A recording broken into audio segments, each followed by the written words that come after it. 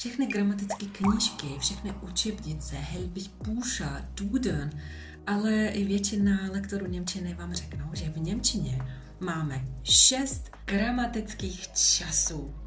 Přítomný čas, das Präsens, jednoduchý minulý čas, das Präteritum, složený minulý čas, das Perfekt, předminulý čas, das Plusquamperfekt a potom 2 budoucí časy, das Futur 1, budoucí čas a předbudoucí čas, das Futur 2.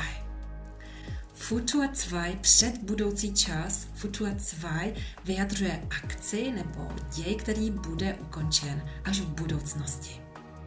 Tak to bylo teda 6 gramatických časů v němčině. No jo, ale proč nikdo nezmiňuje 7. čas, který je důležitý, denně ho používáme opravdu hodně, je v podstatě přejatý z angličtiny, z přítomného průběhového času.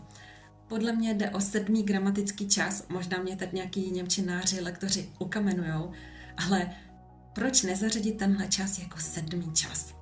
Pojďme si vysvětlit, jak se tenhle přítomný průběhový čas vůbec tvoří.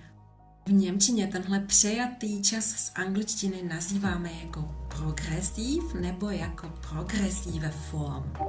A ten progresiv nám vyjadřuje právě probíhající děj, tedy právě teď něco děláme.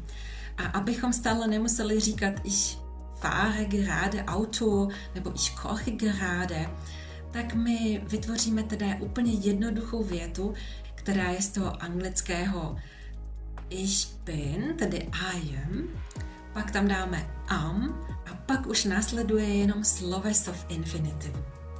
A když budete v němčině znít přirozeněji, tak právě tenhle čas, tedy za mě 7. čas, přítomný průběhový, progressive form, zařadíte do vašeho běžného dne, do vaší běžné němčiny.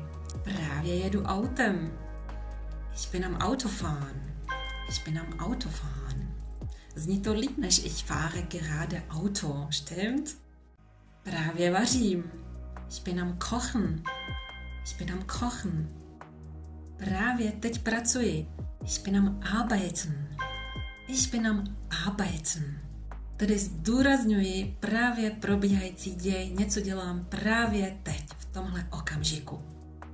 A co vy? Jaký je váš názor? Zajímá mě, jestli byste zařadili tenhle přítomný průběhový čas do německé gramatiky jako součást německé gramatiky nebo ne. Napište mi tady dolů, co si o tom myslíte a pro více němčiny mě nezapomeňte sledovat.